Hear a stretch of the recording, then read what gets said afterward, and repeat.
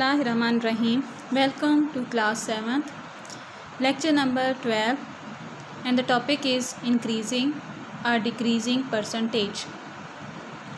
Exercise 8b. Today we will solve question number 13 to question number 15. In this lecture we will solve question number 13 and question number 14. Question number 15 is for your homework task. So let's start question number 13.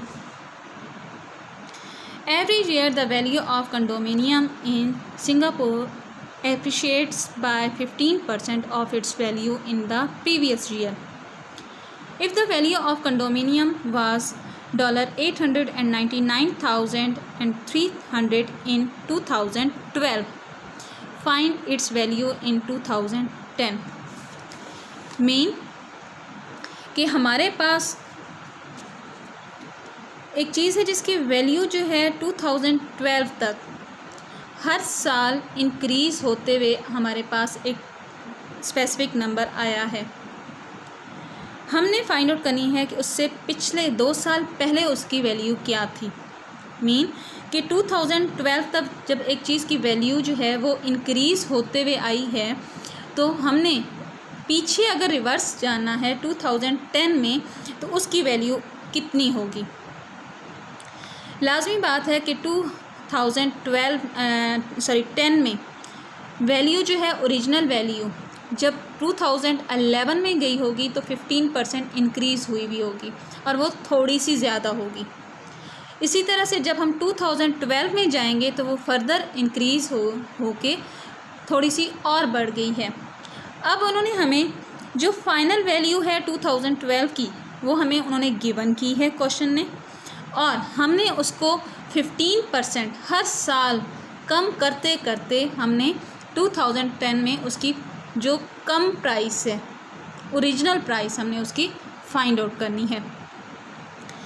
अब जब हम बात करते हैं 2012 की, तो 2012 में condominium की जो प्राइस है वो है 899,300।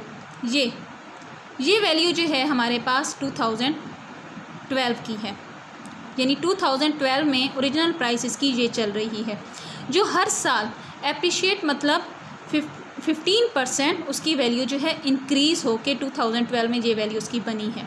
अब अगर हमने 2011 में इसकी वैल्यू फाइंड आउट करनी है तो लाजमी बात है पिछले साल इसकी वैल्यू जो है वो 15% कम होगी। अब या तो हम ये वैल्यू जो है अगर इसको 100% कंसीडर करते हैं तो 2011 में इसकी 15% लाजमी बात है, जब हम एक साल पीछे की तरफ जाएंगे तो वो 15% कम होगी, तो हम 85 कंसीडर भी कर सकते हैं। या फिर अगर एप्रिशिएट का वर्ड यहाँ पे यूज़ हुआ है तो इसका मतलब है 15% जो वैल्यू है ये ज़्यादा है।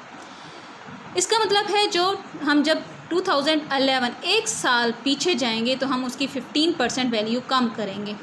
अगर ये 115% उसकी वैल्यू ये हमें गिवन की हुई है 899,300, तो हम जब इसका 100% यानी 15% जब इसकी हम कम करेंगे उसकी वैल्यू हमारे पास आएगी आफ्टर सोल्यूशन 782,000। ये हमारे पास उसकी वैल्यू आएगी 2011 में। अब 2011 में इस चीज़ की प्राइस ये हमारे पास है मार्केट में। अब हम 2010 में जाएंगे, लाजमी बात है जब उससे पिछला साल जाएगा तो इससे भी इसकी प्राइस 15% जो है वो कम होगी। बाय एप्रिशिएटिंग वैल्यू 15%, 115% जो है $782,000 and 100% is after solution it's value is 680,000। यानी 2010 में उसकी वैल्यू क्या थी 680,000।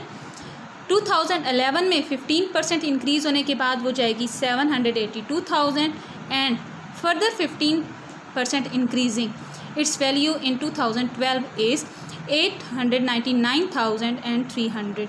यानी हर साल उसकी 15% इंक्रीज़ होती जा रही थी। Next question is question number 14. Every year the value of a surveying machine depreciate by 20% of its value in the previous year if the value of the machine was $11,250 in 2012. Find its value in 2010. Same as it is question है जिस तरह से question number 13 था। हमें 2012 की value जो है given कर दी गई है, हमने फाइंड आउट करनी है 2010 की। लेकिन जो इस जहाँ पे क्वेश्चन की वैल्यू गिवन थी वो आफ्टर 15% इंक्रीजिंग हमें गिवन की गई थी। हर साल इसकी वैल्यू जो थी वो इंक्रीज़ हो रही थी, तो हमें ज़्यादा वैल्यू गिवन की गई थी। जबकि इसमें जो वॉशिंग मशीन की जो यहाँ पे जो प्राइस हमें गिवन की गई है, ये कहते हैं कि ये इसकी प्राइस जो है हर साल डिक्रीज़ हुई है। यानी 2010 में इसकी वैल्यू ज़्यादा थी, 2011 में इसकी थोड़ी सी कम हो गई थी 25%, और 2012 में और कम हो गई थी 25%। तो अब हम इसका मतलब है 2012 में इसकी वैल्यू कम है, 2010 में इसकी वैल्यू ज़्यादा होगी। तो हम यहाँ पे इसकी वैल्यू जो है वो फाइंड आउट कर लेते हैं।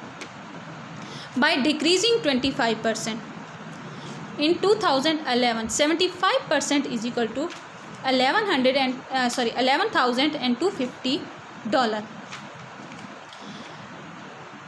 Bye increasing 25% 100% is equal to 11,250 divided by 75 and multiply by 100 is equal to 15,000। यानी अब 2011 में जब हम एक साल और पीछे जाएंगे तो उसकी वैल्यू थोड़ी सी ज़्यादा होगी, क्योंकि 2012 में कम होनी है, 2011 में ज़्यादा होनी है। वो बनेगी हमारे पास $15,000। अब हम उससे भी पिछले साल जाते हैं, इन 2010 की बात करते हैं। बाय डिक्रीजिंग 25%, जो वैल्यू 2011 में ये 15,000 आई थी, ये 25% डिक्रीज़ होने के बाद आई थी मुकाबलतन 2010 के। तो 2011 में अगर ये वैल्यू 2010 के लिए अगर ये 75% है, जो कि है $15,000, तो 100% 2010 के लिए जो है वो 100% होगी, और वो होगी हमारे पास 15,000 divided by 75 multiply by 100 is equal to $20,000। यानी 2010 में इसकी ओरिजिनल प्राइस जो है 20,000 थी, 2011 आया, इसकी वैल्यू 25% डिक्रीज़ हुई और वो वैल्यू अब बन गई थी हमारे लिए $15,000। उसके बाद जब नेक्स्ट ईयर 2012 आया, फिर से ये वैल्यू 15,000 से 25% डिक्रीज़ होने के बाद वो वैल्यू हमारे लिए बन गई $11,250। Next question number 15 for your homework, आप खुद सॉल्व कीजिएगा उसको, सेम एज इट इज़ ही है। आज का लेक्चर 8B एक्सरसाइज के लिए हमारा लास्ट लेक्चर था। 8B एक्सरसाइज के लिए ये हमारा लास्ट लेक्चर था। इंशाल्लाह नेक्स्ट लेक्चर में हम अपनी रिव्यू एक्सरसाइज स्टार्ट करेंगे। Thank you.